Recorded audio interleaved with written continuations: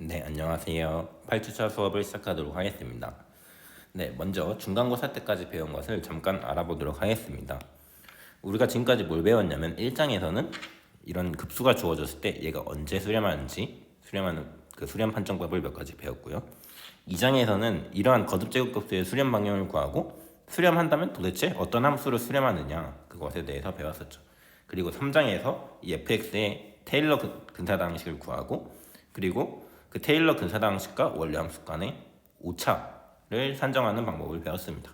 그리고 마지막으로 4장에서 잠깐 극좌표계, 구면좌표계, 원기둥좌표계 이런 것들을 배웠습니다. 네, 그러면 지금까지 배운 게 중간고사까지의 범위였고 이제 중간고사가 끝났으니 기말고사 범위까지 달려나가 보도록 합시다. 기말고사 때는 어떤 것을 배우냐면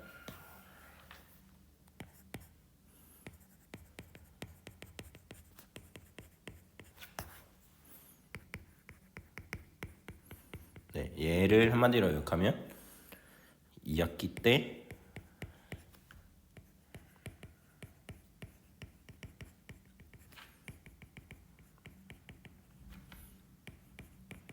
배울 다변수 미적분학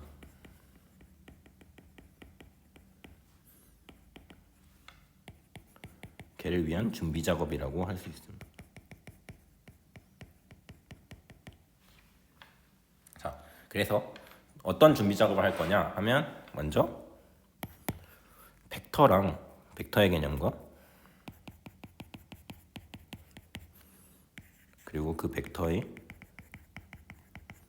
내적과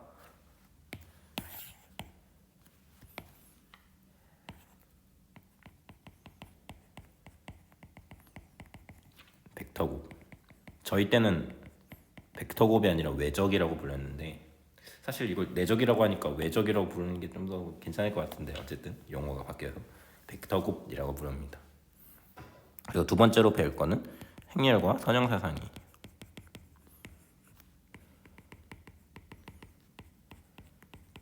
그리고 마지막으로 배울 게 곡선과 선적분입니다. 네, 이 첫 번째 거는 왜 배우냐면 그 여러 가지 물리량, 그러니까 우리가 미적분학을 발견 혹은 발명한 목적이 그냥 순수 수학적으로 발명했다기보다는 그 일상생활 실제 세계에서 일어나는 물리 현상을 분석하기 위해서 만들어졌잖아요. 근데 그 물리량을 나타내면 그게 다름 아닌 벡터가 되고 그 벡터 간에 이러한 연산을 해야 될 필요가 있습니다. 그래서 예를 들어 가장 간단한 물체의 위치라든가 물체의 속도 이런 것을 모두 다 벡터로 나타나게 되고요. 이 벡터의 내적은 얘는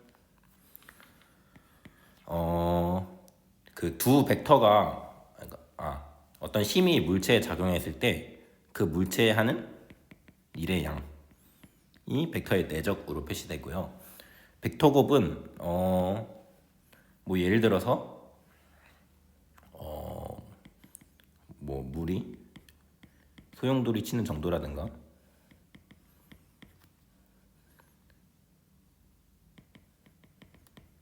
혹은 그 물리에서 잠깐 배운 적 있을 수도 있는데 어떤 자기장이 있는 곳에 전기가 흐르면 그 도선은 힘을 받잖아요. 플레밍의 왼손 법칙이라고 하나요? 그래서 여기서 나오는 게 사실은 자기장과 전기를 외적하면 힘이 나오는 거거든요.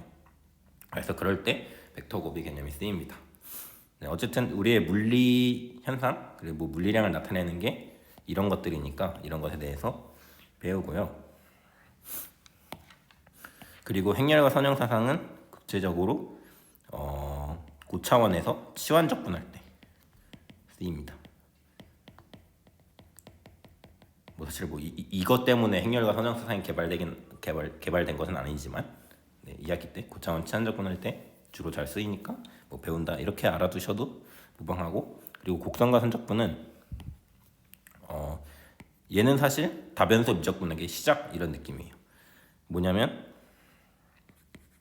우리가 고등학교 때 다루던 함수는 어떤 실수에서 실수로 가는 함수잖아요. 근데 여기서 어떤 것을 바꾸냐면 여기만 일반적인 차원 n차원으로 바꿔서 미분과 적분을 진행합니다. 그래서 살짝 다변수 미적분학 맛보기라고 생각하시면 될 것 같아요.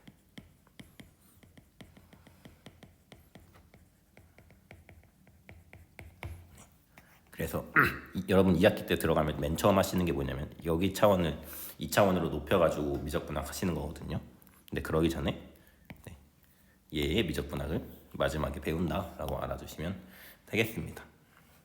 자, 그래서 2학기 때 배우는 내용을 간단하게 알아봤고요. 자, 이제 본격적으로 오늘의 진도를 나가보도록 하겠습니다. 자, 오늘은 벡터에 대해서 배울 건데요.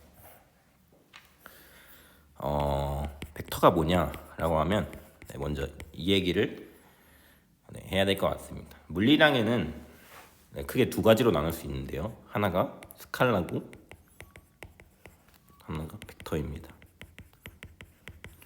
여기서 스칼라는 크기만 가진 물리량이에요.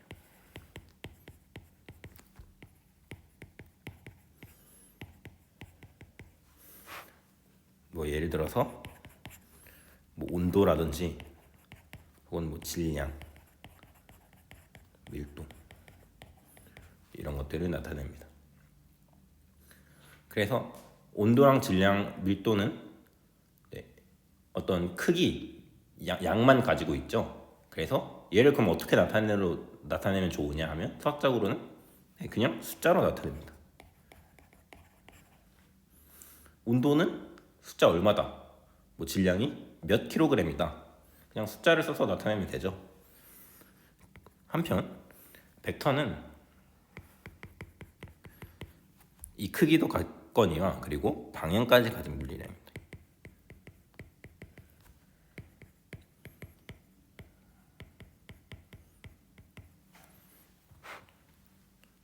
예를 들어서 뭐 물체가 이렇게 있으면 이 물체에 힘을 준다고 가정을 해보면 똑같은 힘을 주더라도 이 상자를 뭐 오른쪽으로 미냐 왼쪽으로 미냐 뭐 이 둘은 뭐 전혀 다른 운동이죠. 그래서 이 경우 방향이 중요하다는 걸 알 수 있고, 그래서 방금 말했지만 대표적인 예시는 힘 이거고, 그리고 뭐 속도, 차가 뭐 같은 속력으로 움직이더라도 그러니까 크기는 같더라도 뭐 앞으로 갈지 뒤로 갈지 되게 의미가 다르잖아요. 그래서 이런 것들이 벡터입니다. 그럼 얘는 크기와 방향을 둘 다 갖고 있으니까 숫자로만 나타낼 수는 없을 거예요. 그래서 얘는 뭘로 나타내려면 화살표로 나타냅니다.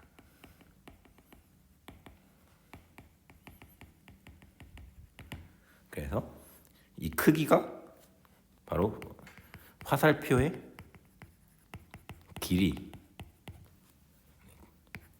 글씨를 좀 더 예쁘게,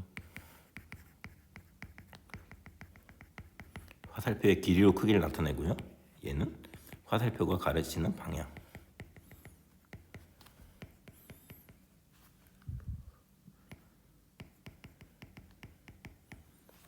로 나타냅니다. 그래서 예를 들어서 이렇게 나타내면 요게 벡터의 크기, 이 길이가 바로 벡터의 크기를 의미하고, 이쪽 그러니까 지금 화살표가 여기를 가리키고 있잖아요. 그래서 요게 벡터의 방향을 나타냅니다.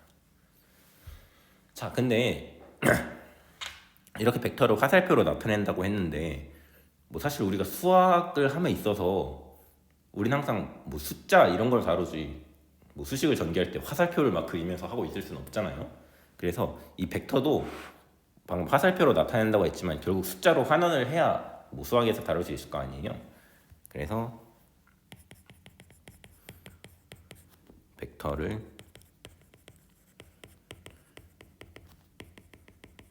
그러니까 저 화살표를 어떻게 수학적으로 표시하냐면 시점을 원점에 놓고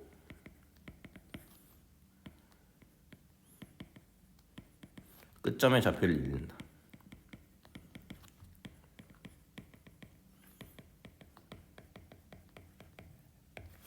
뭐 예를 들어서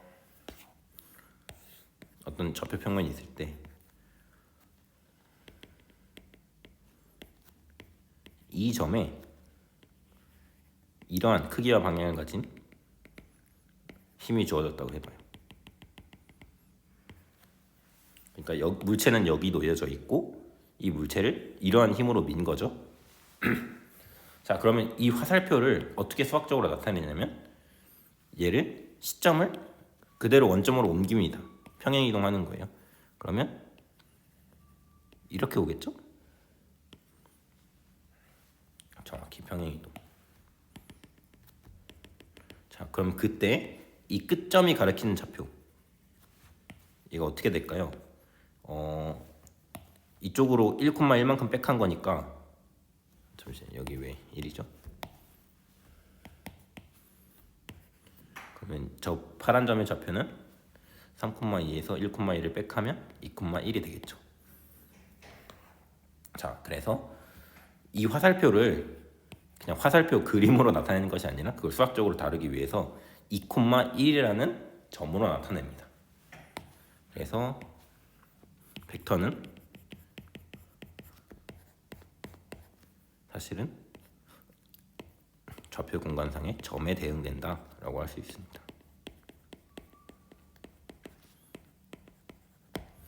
자, 그러면 뭐 이런 질문을 할 수 있을 것 같은데요. 여기에 이렇게 힘이 작용할 수도 있고 예를 들어서 여기 있는 물체에 똑같이 이렇게 힘을 작용할 수가 있잖아요. 그런데 뭐 두 힘은 조금 다른 느낌이 들 수도 있죠. 왜냐하면 여기는 이 물체를 밀고 있고 여기는 이 물체를 밀고 있으니까. 하지만 얘를 둘 다 원점으로 평행 이동하면 완전히 같은 벡터를 나타냅니다. 그래서 이렇게 나타내면 이 벡터는 그 작용하는 점을 구분하지 않는다라는 것을 알 수가 있어요.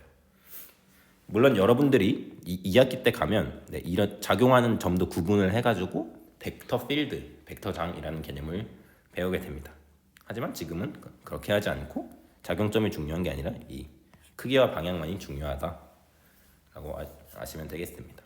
자, 그러면 이 벡터인 화살표를 이렇게 좌표 공간상의 점으로 나타내고 이러면 그냥 숫자로 떨어졌으니까 수학적으로 좀 다를 수가 있죠. 그래서 이제 본격적으로 이 벡터들 간의 연산에 대해서 알아보도록 하겠습니다.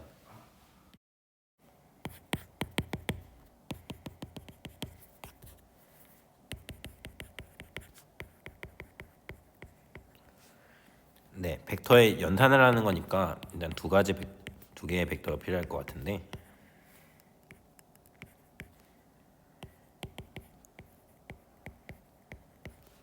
네, 이것일 때 네, 저희는 편의상 2차원 벡터를 다루는데 만약에 3차원, 4차원, 일반적으로 n차원 벡터여도 똑같이 확장을 하실 수가 있을 거예요. v1 더하기 v2를 계산을 해보면 먼저 시각적으로 알아보면 요게 v1 벡터고 요게 v2 벡터면 그 두 개를 더한 벡터는 어떻게 나타내냐면 이렇게 평행사변형을 그려서 이렇게 이거의 대각선이 바로 v1 더하기 v2입니다. 자, 그러면 우리는 그것을 화살표로 나타내기로 이러한 화살표 표기가 아닌 이렇게 좌표 공간상의 점으로 나타내기로 했으니까 이렇게 나타내면 얘는 어떻게 표시되냐 하면 매우 간단하게 이렇게 성분별로 더하시면 된다라는 겁니다. 그러면 마찬가지로 얘를 계산해 보면 먼저 얘는 시각적으로 나타내면 v1 빼기 v2 하면 이렇게 그 뒤에 있는 거, 그러니까 뒤에 있는 거의 시점에서 앞에 있는 거의 시점으로 이은 이 벡터를 나타냅니다. 그래서 다시 나타내면 요게 바로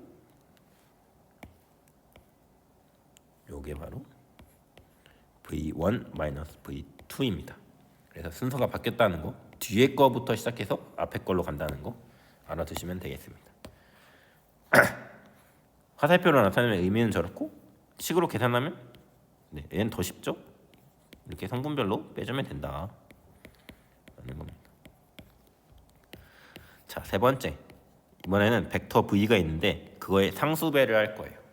그러면 이것의 시각적 의미는 이게 v1이면 뭐 얘의 길이를 똑같이 c배 해서 나라는 방향으로 늘린 이 친구를 의미합니다.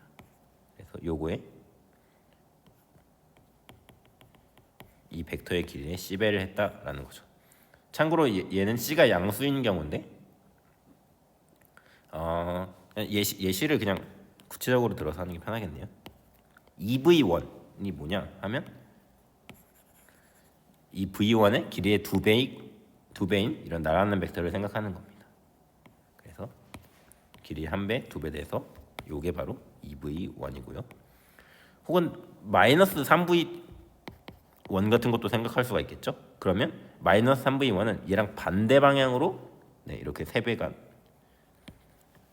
이렇게 세배 하나, 둘, 세배간 이 벡터를 나타냅니다. 자, 그러면 이것이 시각적 의미고 일반적으로 쓰면 일반적으로 CV1 이렇게 쓰면 얘는 원래 이 V1의 각 성분의 앞에 C배를 곱한 이렇게 나타나게 됩니다. 자, 그리고 마지막으로 이 V1은 크기를 계산할 수가 있는데 얘는 다름 아닌 피타고라스의 정리에 의해서 이렇게 계산이 된다라는 겁니다. 자, 그러면 이렇게 벡터의 연산에 시각적으로는 어떤 의미를 갖는지 그리고 그게 식으로는 어떻게 되는지 살펴봤습니다. 자, 그러면 관련해서 몇 가지 알아두면 좋을 성질을 조금만 더 알아볼게요. 뭐냐면 첫 번째는 n개의 벡터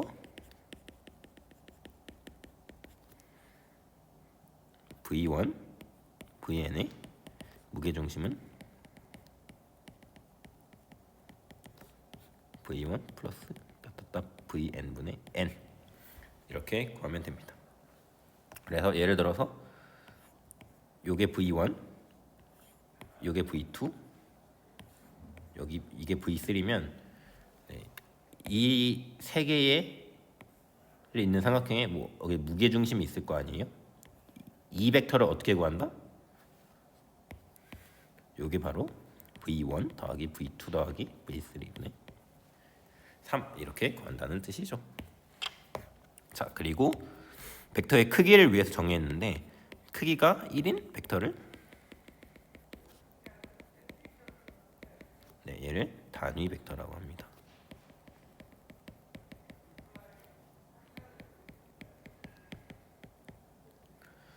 자, 그리고 우리가 벡터의 상수급을 배웠잖아요. 이렇게 v1의 C배 상수곱해서 그 크기를 계산하면 어떻게 되냐면 CA1의 C제곱 A1의 제곱 플러스 C제곱 A2의 제곱이 되겠죠? 위에서 구한 이것도 이용하면 근데 이렇게 C제곱이 있으면 이렇게 루트 밖으로 이렇게 나올 수 있고 제가 다름 아닌 요거의 크기였으니까 상수배한 것의 크기는 그 상수배의 절대값에서 그냥 밖으로 나오면 되는구나 라는 것을 알 수가 있고요. 그러면 이것을 이용해서 어떤 벡터가 있을 때 그거를 자기 자신의 크기로 나눌게요. 그 다음에 그 벡터의 크기를 구해볼게요. 그러면 이 위에서 배운 성질에 의해서 이 상수가 밖으로 나온다고 했죠? 절대값 붙여서 나오지만 v1 이미 양수이니까 이렇게 되고 그리고 안에 있는 거의 크기 계산하니까 1 이렇게 나옵니다. 그래서 이것이 말하는 바는 어떤 벡터를 자기 자신의 크기로 나누면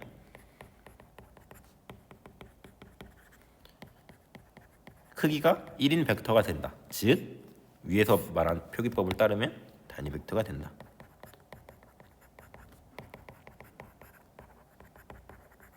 라는 사실을 알 수가 있습니다.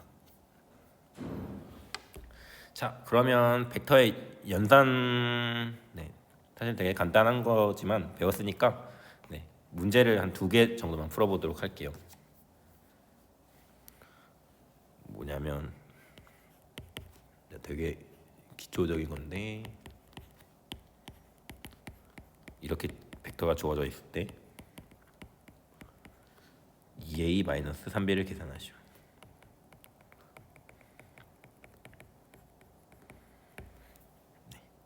자, 그럼 2a-3b는 a의 2배 해서 b의 3배를 뺀 것이고 벡터의 상수곱은 이렇게 성분별로 작용을 한다고 했고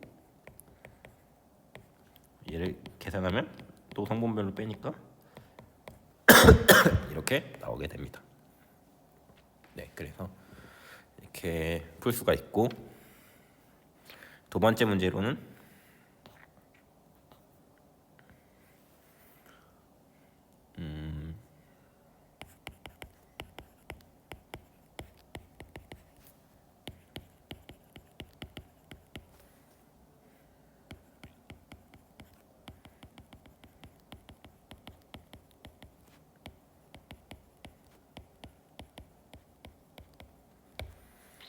네, 이런 문제를 생각해 볼게요. 자, 그럼 여기서 한 가지 단어가 나오는데, 나란하다의 뜻이 뭐냐 하면, 네, 일단 직관적으로는 두 벡터가 나란하다는 건 이렇게 일직선상에 놓여 있다라는 거예요. 이렇게 두 개라든가 혹은 뭐 반대 방향이라도 일직선상에 어쨌든 놓여 있다는 것이고, 수학적으로 나타내면 A와 B가 나란하다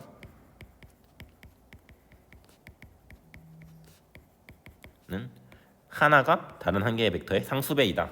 이렇게, 이것이 나란하다의 정의입니다. 자, 그러면 얘를 상수배에서 단위 벡터로 만들면 되겠죠? 근데 그것은 어떻게 한다고 했습니까? 그 자기 자신의 크기로 나누면 단위 벡터가 된다고 했죠. 그래서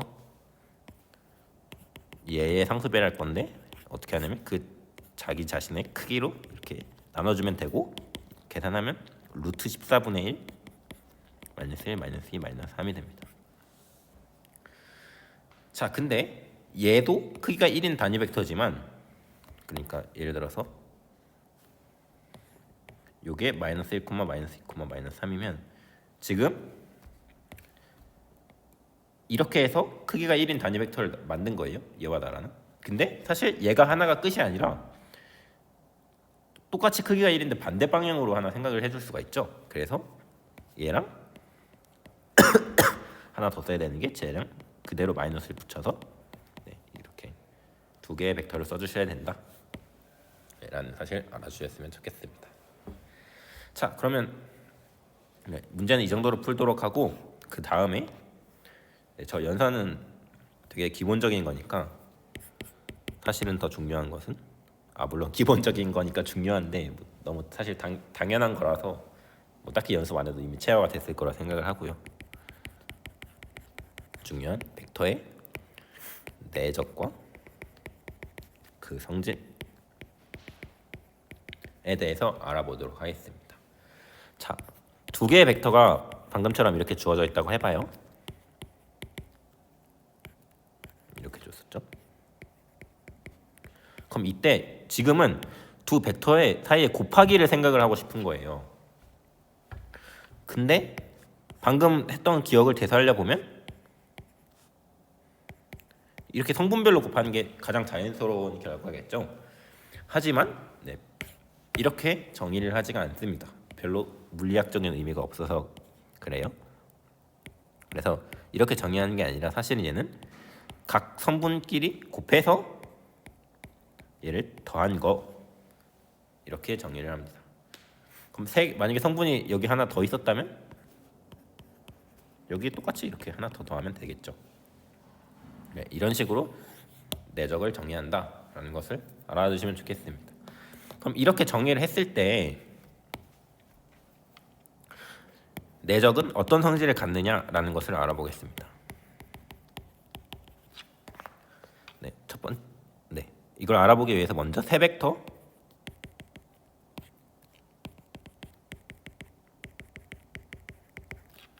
A, B, C가 주어졌다고 하죠.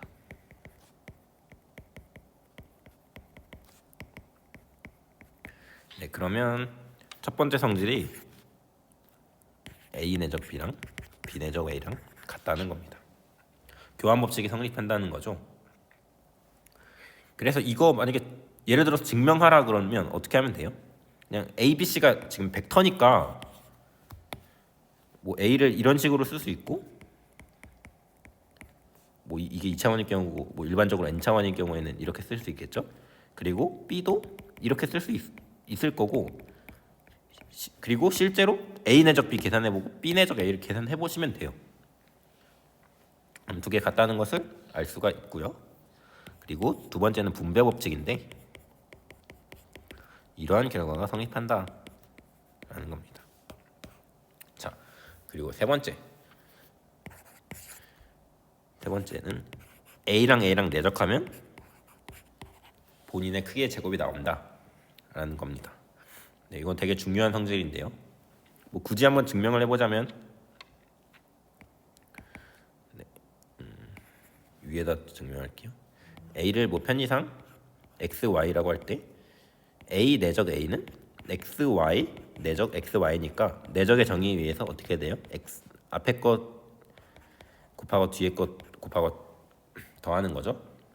근데 얘는 진짜로 얘의 크기의 제곱이잖아요. 그래서 이렇게 증명이 됩니다.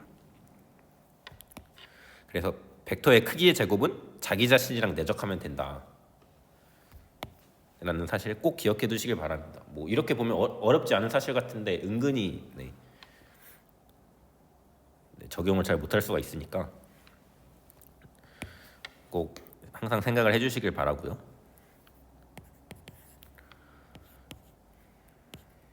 이 3번을 이용하면 A 더하기 B 두 개 더한 거에 크기의 제곱은 어떻게 구하느냐 하면 방금 3번에서 크기의 제곱은 자기 자신을 두 번 내적한 거다라고 했고 얘는 위에서 배운 이 법칙들 이용해서 계산을 해보면 먼저 이렇게 분배가 되고 A 내적 A는 크기의 제곱이랑 같다 했고 이 친구는 교환 법칙에 의해서 이렇게 되고 뒤에는 이렇게 됩니다. 그래서 얘랑 얘랑 같다 라는 겁니다. 흡사 이항 전개의 식과 비슷하다는 것을 알 수가 있고요. 5번 A 내적 B는 A의 크기 곱하기 B의 크기 곱하기 코사인 세타다 라는 건데요. 갑자기 세타가 어디서 나왔냐 하면 이 A하고 B는 이렇게 화살표로 나타낼 수가 있잖아요. 이렇게 화살표로 나타냈을 때 이 둘 사이의 낀 각이 바로 세타가 되겠습니다. 자, 그러면 A 내적 B를 계산해 봤더니 실제로 이런 성질이 성립한다는 건데요. 얘의 의미를 살펴보면 여기서 B 코사인 세타가 뭔가요? B 코사인 세타는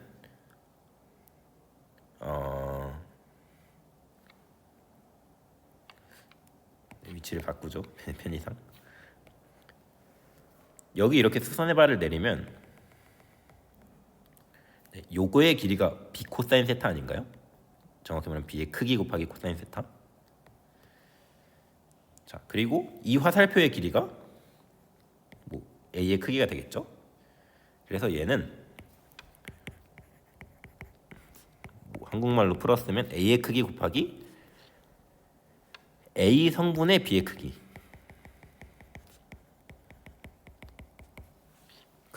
네.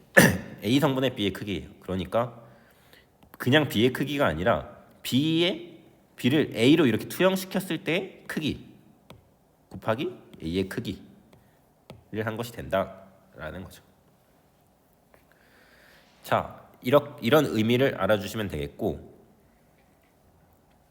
네, 또 알아두시면 좋을 것이 사실 내적이 이거로부터 나온 건데 어떤 물체에 F라는 힘이 작용해서 S만큼 움직였어요.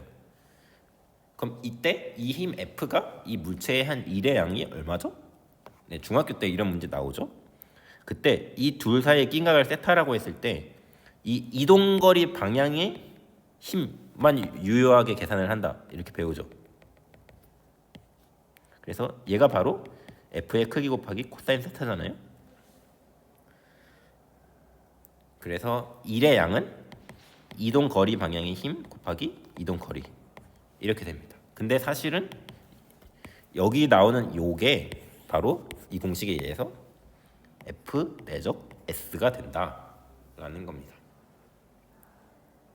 자, 그래서 힘 F가 작용해서 S만큼 움직였을 때 한 1의 양이 바로 F 내적 S더라라는 것입니다.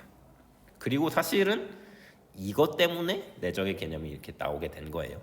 말씀드렸지만 물리에서 현상을 알려고 수학이 나온 거니까. 네. 그래서 이런 물리적 직관도 가져가셨으면 좋겠고, 뭐야? 자, 그러면 5번으로부터 알 수 있는 사실이 A와 B가 수직이면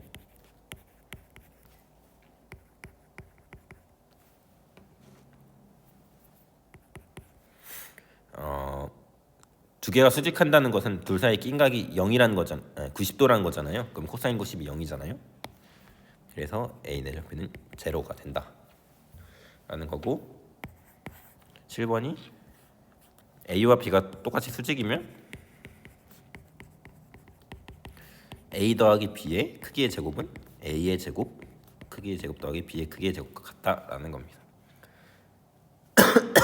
근데 그건 뭐 거의 그림으로 그려보시면 A랑 B가 수직하대요. 그럼 A 더하기 B의 크기는 방금 말씀드렸다시피 얘의 크기죠. 근데 얘의 길이 어떻게 구해요? 두 개가 수직하니까 피타고라스 정리에 의해서 이거 제곱 더하기 이거 제곱이죠. 그래서 네, 이렇게 직관적으로 생각할 수도 있고, 수학적으로 보여보면 여기 A 더하기 B의 제곱은 이거와 같은데 A와 B가 수직이니까 이 성분이 0이 돼서 날아가죠. 그래서 이렇게 두 개가 남는다, 이렇게 해석을 해주시면 될 것 같습니다. 그리고 그 다음으로 중요한 게 얘는 이름이 있어요. 코시 슈바르츠 부등식입니다.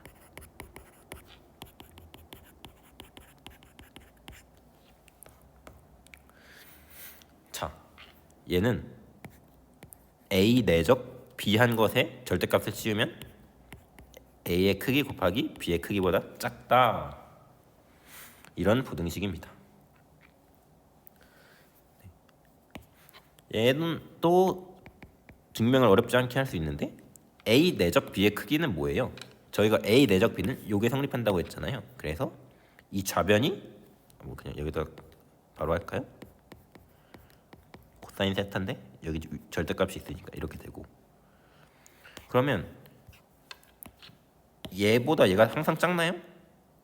그렇죠. 왜냐면 코사인 세타의 절대값은 그 크기가 아무리 커봐야 1이니까 당연히 성립하는 식이다 라는 것을 알 수가 있습니다. 네, 물론 이런 형태 말고 그냥 숫자 형태로 코시-슈바르츠 부등식을 볼 수 있는데, 지금 A랑 B는 숫자가 아니라 다 벡터잖아요. 근데 명시적으로 A를 x, y, B를 y, z로 이렇게 쓸 때 이 코시-슈바르츠 부등식을 다시 쓰면 A 내적 B는 뭐예요? 뭐야? 왜 y가 겹쳤죠? x, w 더하기 y, z죠. 그리고 우변에 있는 A 내적 A 크기 곱하기 B의 크기는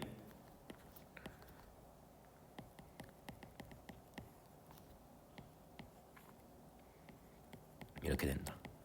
그래서 이러한 형태로 기억을 하고 계셔도 뭐 괜찮습니다. 여기서 x, w, y, z는 숫자고, 네, 여기는 벡터 형태입니다. 이렇게 나타내는 게 훨씬 더 깔끔하기는 하죠, 얘보다는. 하지만 뭐 우리는 벡터보다는 숫자가 현재 익숙하니까 이렇게 기억하시는 분도 있을 것 같습니다. 자, 그리고 마지막으로 삼각부등식.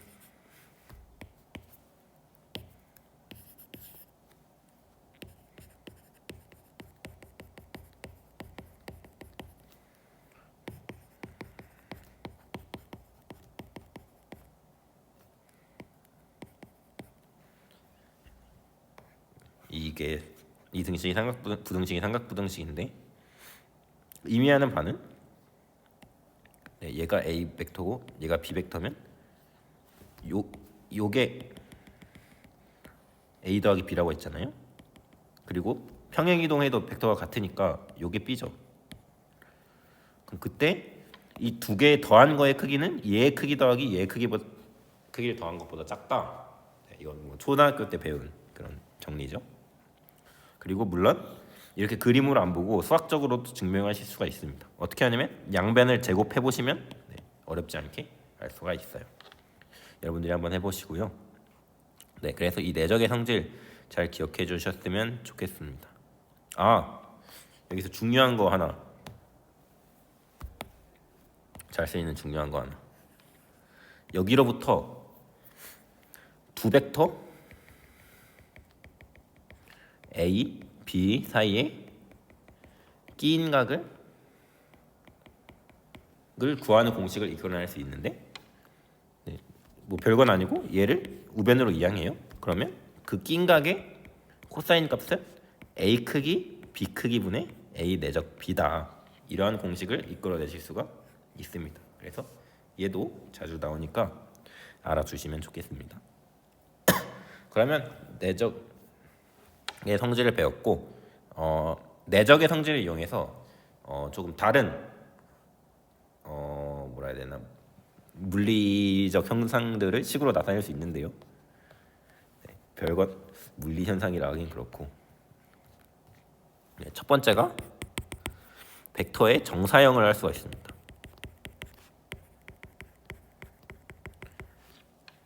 뭐냐면 A 벡터가 이렇게 있고 B 벡터가 이렇게 있을 때 A를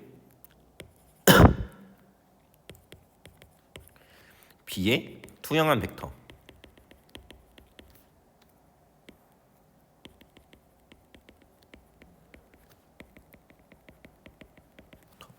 그러니까 뭐를 나타내냐면 이 벡터를 나타내는데요.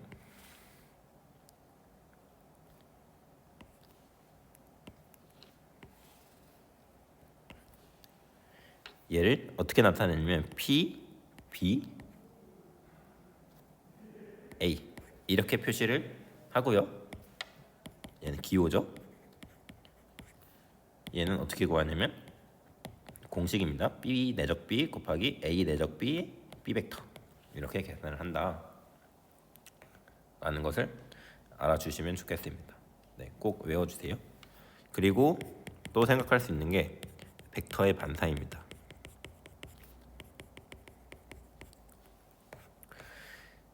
네, 무슨 상황이냐면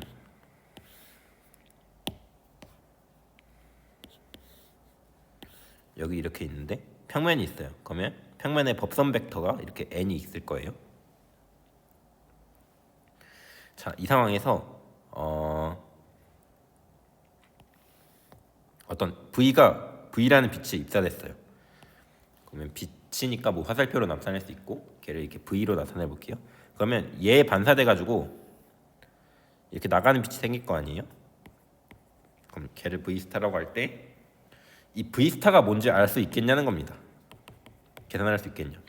그러니까 n과 V를 여러분들에게 주어진 상황에서 얘를 계산할 수 있겠냐라는 건데,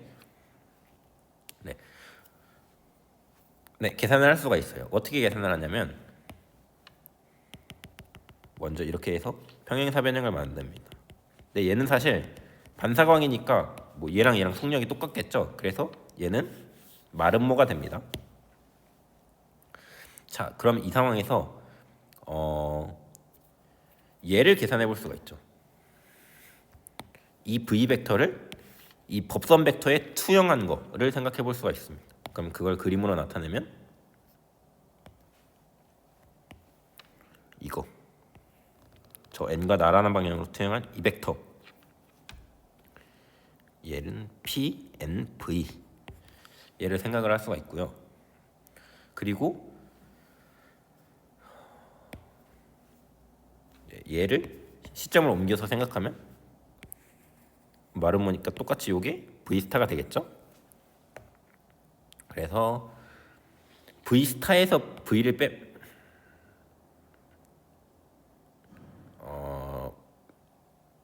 맞죠. V 스타에서 V를 빼면 어떻게 돼요? 나오는 벡터가 이거죠. V 스타에서 V를 빼니까 거꾸로 V의 끝점에서 V 스타의 끝점으로 가는 벡터가 나온다고 했잖아요. 그래서 요게 바로 V 스타 마이너스 V입니다. 자, 그럼 이 상황에서 이 마름모의 성질을 이용하면 얘랑 무슨 관계가 있나요? 방향은 같고, 방향은 반대고 그 크기가 2배인 관계에 있겠죠. 그래서 V 스타 마이너스 V는 마이너스 2배의 PNV다 라는 식을 얻고, PNV는 이 위에서 공식을 알아냈죠. 뭐냐면 n v n 이런 공식이 있으니까 이 v 스타는 v 마이너스 2 n v n 이런 공식이 나오게 된다라는 것도 기억해 주시면 되게 좋겠습니다. 이랑 잘 기억해 주세요. 예, 나중에 2학기 때 수학 2에서도 가끔씩 쓰이거든요. 그래서 바로는 잘 안 외워지시겠지만 기억해 주시면 좋겠습니다. 자, 그러면 벡터의 내적 관련해서 문제를 풀어볼 건데요. 책의 문제는 뭐 그다지 막 풀 게 없는 것 같고 바로 기출 문제 한 3개, 2-3개 풀어보도록 하겠습니다.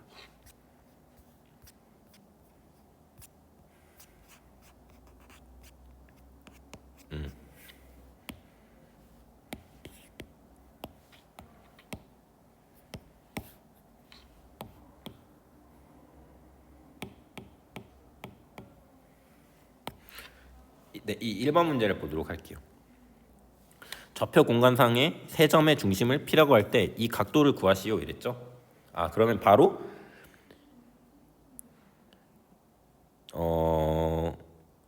두 개의 직선 사이의 각도를 구하는 거니까 무슨 공식이 생각나야 돼요? 네, 이 공식을 쓰겠다라는 것을 생각을 해주시면 되겠습니다. 그래서 실제로 이게 무슨 상황이냐면 여기 A 점 있고 B 점 있고 C 점 있고 뭐 여기 어디 원점이 있겠죠. 그때 A, B, C의 중심을 뭐 편의상 P라고 할 때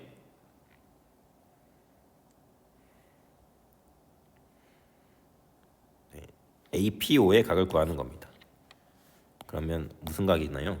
APO면 이 각 세타를 구하는 문제죠. 자, 그러면 저 각 세타는 어떻게 구한다고요? 세타를 직접 구하는 것은 아니고 무슨 관계가 성립한다 했죠? 코사인 세타가 뭐다? 저 PA 벡터의 크기, 그러니까 지금 벡터를 이렇게 두 개를 생각하는 거죠. 그래서 PA 벡터의 크기 곱하기 P5 벡터의 크기에다가 이 두 벡터를 내적한 것과 같다. 이렇게 계산을 하실 수가 있고, PA 벡터는 뭐예요? 얘를 계산을 해야겠네요. 중심을 P라고 했으니까 P는 3분의 A 더하기 B 더하기 C죠. 그럼 얘를 계산하면 3분의 4, 3분의 4, 3분의 2 이렇게 되겠네요. 그러면 PA 벡터는 어떻게 한다 했죠? 이렇게 계산을 할 수가 있고,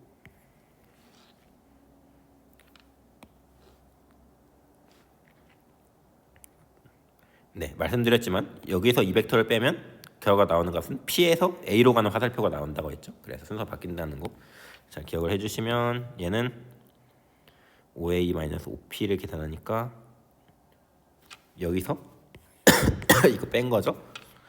계산하면 이렇게 나오고, P5는 그냥 마이너스 5P니까 마이너스 3분의 4, 마이너스 3분의 4, 마이너스 3분의 2가 되겠습니다. 자, 그러면 얘를 직접 계산하려면 P의 크기는 계산을 해보시면 이렇게 나올 것이고, P5의 크기는 계산을 해보시면 9분의 16, 9분의 16, 9분의 4, 9분의 36, 4니까 2 이렇게 나올 것 같고요. PA 내적 PO 이 두 개 내적하면 어떻게 됐나요? 마이너스 3분의 8, 마이너스 3분의 8 플러스 왜 3분의 8인가요? 마이너스 9분의 8, 마이너스 9분의 8 플러스 9분의 4니까 계산을 하면 마이너스 9분의 4분의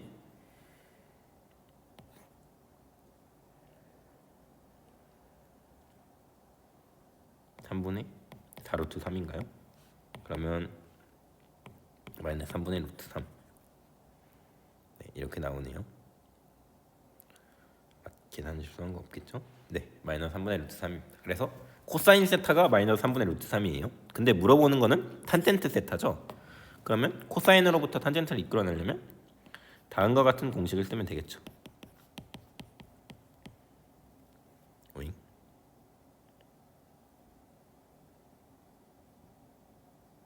요게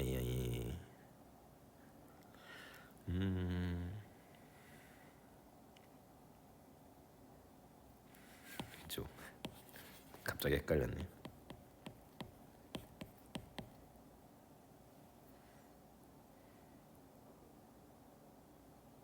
아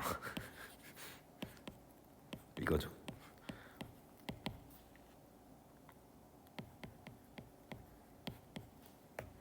자, 그러면 1 더하기 탄젠트 제곱 세타가 저희가 코사인 세타는 이렇게 구해놨으니까 저거 제곱하면 이렇게 되고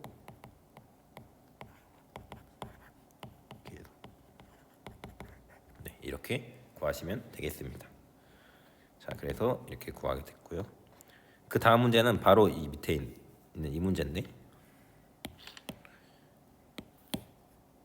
얘를 풀어보도록 할게요. 자, 문제에서 CBS 그러니까 코시-슈바르츠 부등식을 써서 보이라고 했는데 딱 원빛 형태 보면 어떻게 코시-슈바르츠 부등식과 관련되어 있는지 모르겠어요. 네, 그래서 잘 안 보일 텐데 네, 양수니까 이 분모를 한번 이항시켜 볼게요. 그러면 어떻게 되죠?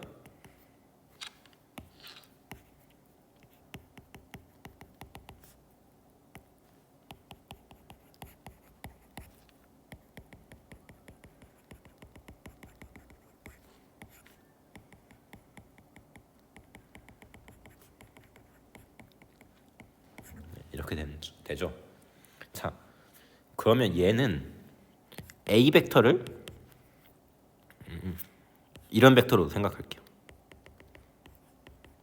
그리고 B 벡터를 이런 벡터로 생각할게요.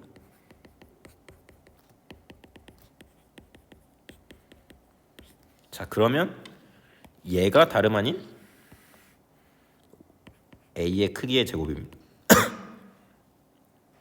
그리고 얘가 다름 아닌 B의 크기의 제곱이에요.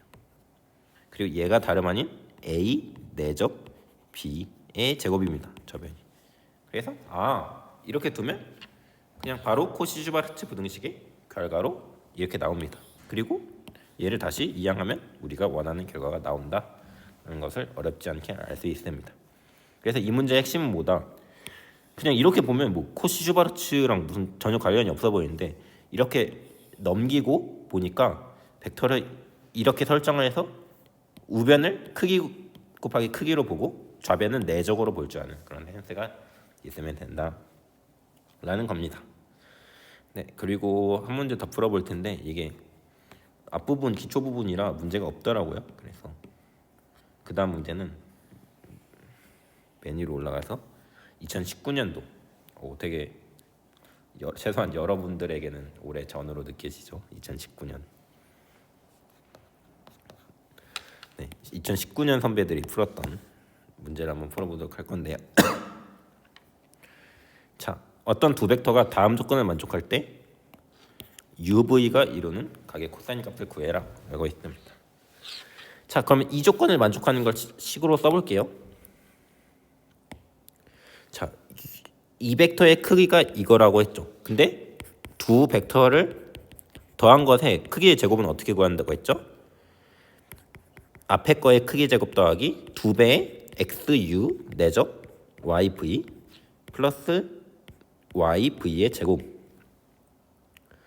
이렇게 구한다고 했죠. 근데 지금 X하고 Y는 실수잖아요. 그래서 상수곱은 밖으로 다 뺄 수가 있습니다. 그래서 얘는 X제곱 U의 제곱 플러스 2XY U 내적 V 플러스 Y제곱 V의 제곱입니다. 요게 문제의 조건에 의해서 뭐랑 같대요? 크기가 이거니까 저거의 제곱한 이게 되죠. 근데 요게 임의의 실수 x, y, z에 대해서 성립하니까 요거로부터 알 수 있는 게 이 계수끼리 다 같아야 됐죠? 임의의 실수에 대해서 요게 성립하려면 그래서 u제곱은 1 u 내적 v는 마이너스 2분의 1 v제곱은 3 이런 식을 얻습니다. 자, 그러면 이거는 네, 이 단서로부터 이 정보를 얻었고, 구하라고 하는 건 UV가 이루는 각의 코사인 값을 구하라고 했네요. 자, 그러면 UV가 이루는 각의 코사인이 뭐예요? 저 각을 세타라고 하면 어떻게 구한다고 했죠? 크기분의 내적 이렇게 된다고 했죠? 그러면 그 단서 그 값을 위에서 이렇게 구했잖아요. 크기분의 내적 하니까 네, 이렇게 나오게 됐습니다. 네, 자, 그러면 오늘은 네, 여기까지 하도록 하고요. 네, 특히 오늘 배운 것 중에 중요한 거 벡터의 내적 및 그 성질들, 네, 여기 성질들 잘 기억해 주시고 뒤에서 배운 네, 이것도 잘 기억해 주면 좋겠고, 네, 그러면 오늘 수업은 여기서 마치도록 하겠습니다. 감사합니다.